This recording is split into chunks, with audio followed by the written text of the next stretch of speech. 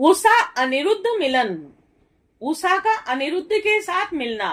राजा परीक्षित ने पूछा, महा महायोग संपन्न मुनीश्वर, मैंने सुना है कि यदुवंश शिरोमणि अनिरुद्ध जी ने बाणासुर की पुत्री उषा से विवाह किया था और इस प्रसंग में भगवान श्री कृष्ण और शंकर जी का बहुत बड़ा घमासान युद्ध हुआ था।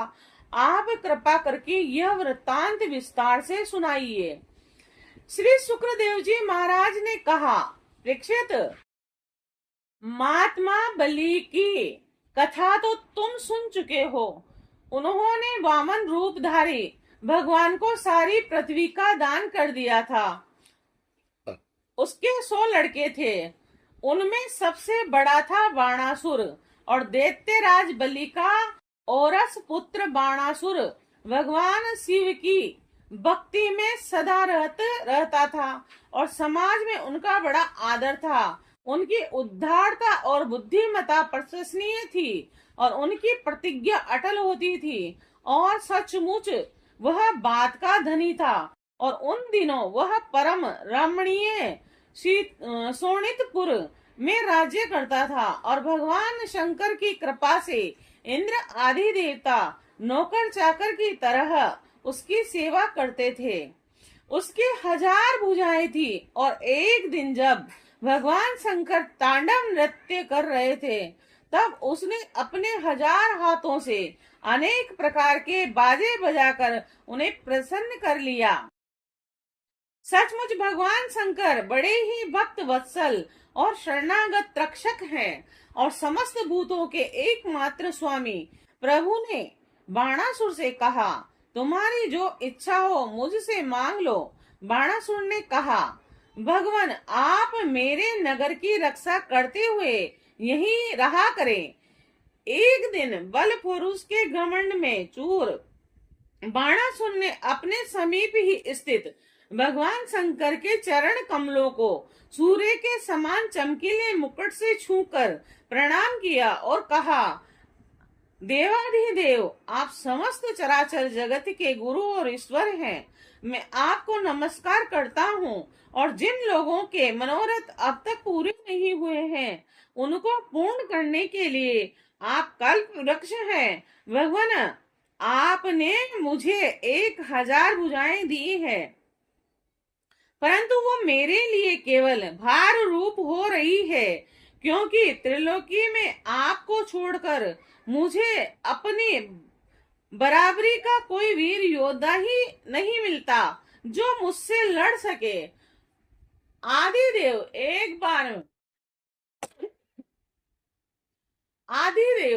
एक बार मेरी बाहों में लड़ने के लिए इतनी खुजालाहट हुई कि मैंने दिग्गजों की ओर चला, परंतु वे भी डर के मारे भाग खड़े हुए। उस समय मार्ग में अपनी बाहों को चोट से मैंने बहुत से पहाड़ों को तोड़ फोड़ डाला था। और बाणासुर की यह प्रार्थना सुनकर भगवान शंकर ने तनिक क्रोध से कहा, अरे मूढ़, जिस समय तेरी ध्वजा टूटकर गिर जाएगी उस समय मेरे ही समान योद्धा से तेरा युद्ध होगा और वह युद्ध तेरा घमंड चूर चूर कर देगा।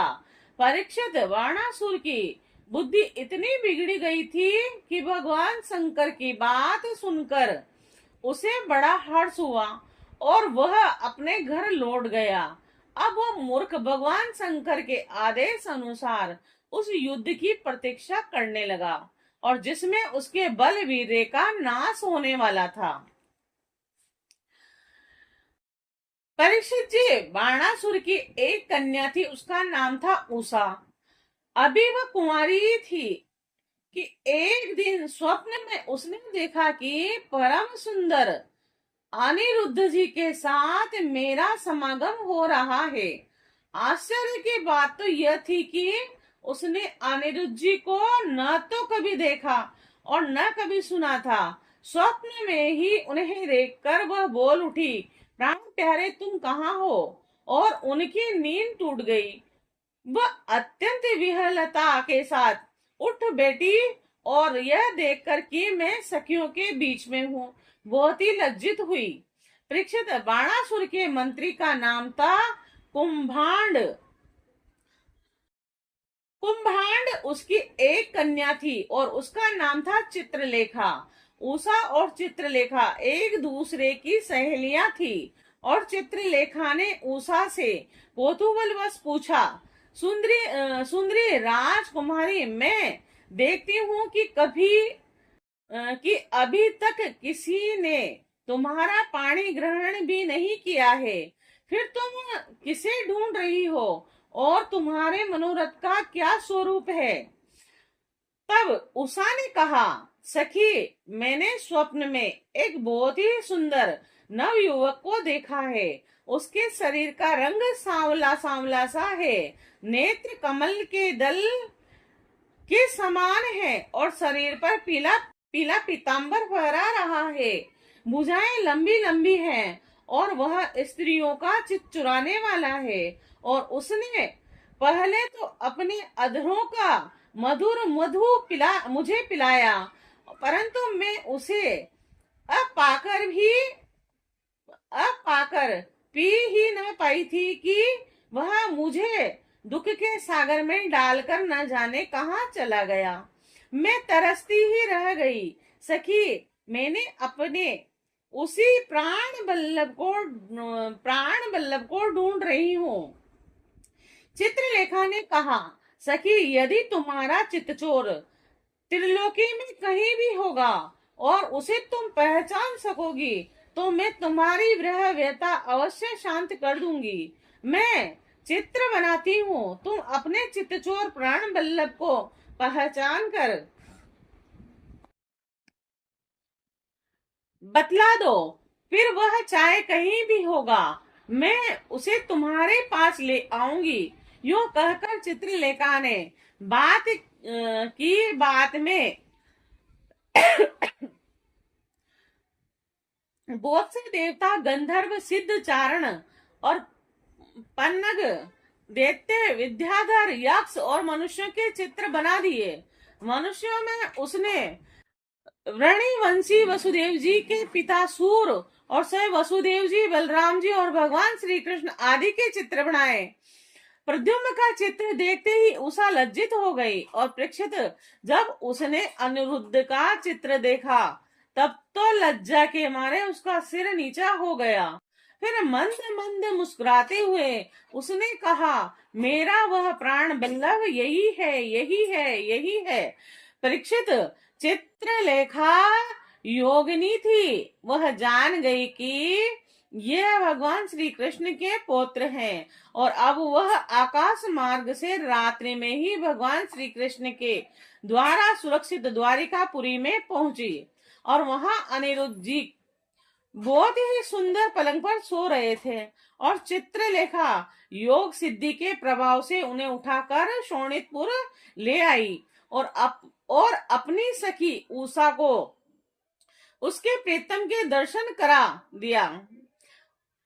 अपने परम सुंदर प्राण बल्लभ को पाकर आनंद की अधिकता से उसका मुख कमल प्रफुल्लित हो उठा और वह अनिरुद्ध जी के साथ अपने महल में विहार करने लगी।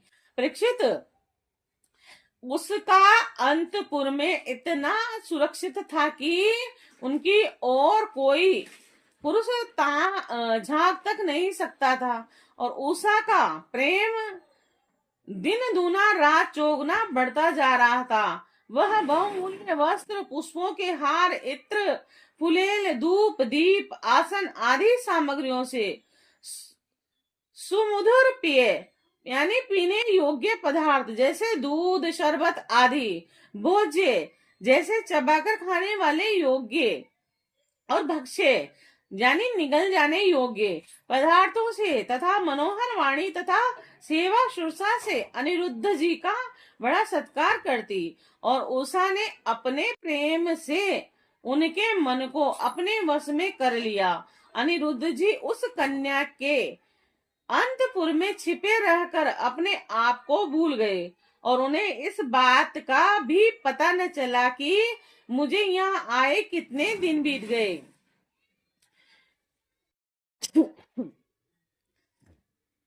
तब परीक्षित जी यदु कुमार अनिरुद्ध के सहवास से उषा का कुंवारापन नष्ट हो चुका था और उनके शरीर पे ऐसे चिन्ह प्रकट हो गए जो स्पष्ट इस बात की सूचना दे रहे थे और जिन्हें किसी प्रकार छिपाया न जा सकता था।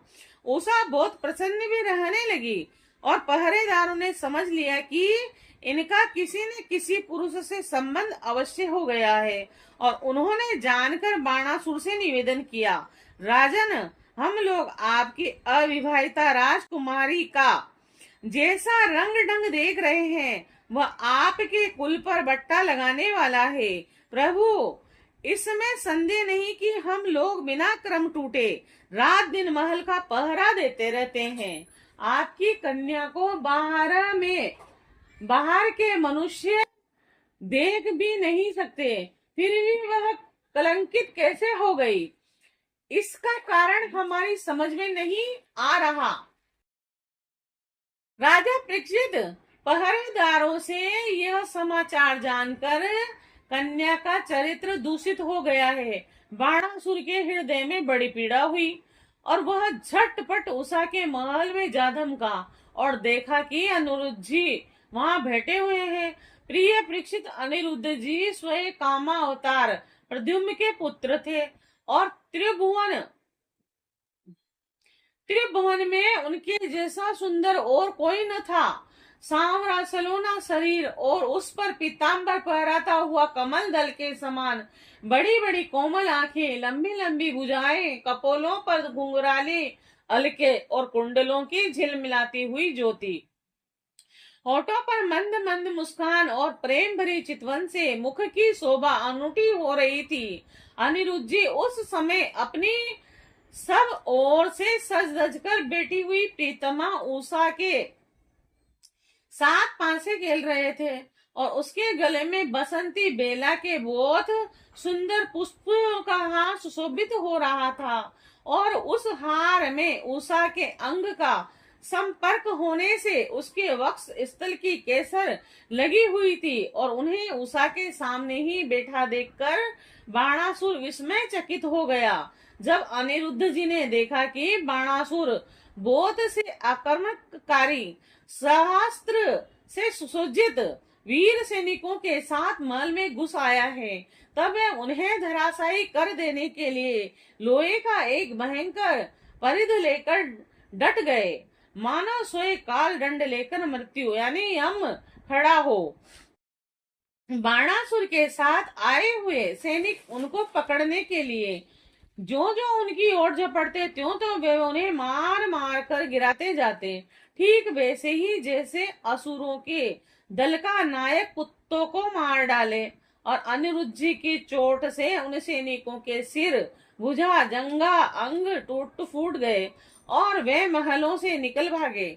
जब बलि बाणासुर ने देखा कि यह तो मेरी सारी सेना का संहार कर रहा है, तब वह क्रोध से तिलमिला उठा और उसने नाग पास से उन्हें बांध लिया। और उषा ने जब सुना कि उसके प्रीतम को बांध लिया गया है, तब वह अत्यंत शोक और विषाद से विहल हो गई और उसके नेत्रों से आंसू की धारा बहने लगी।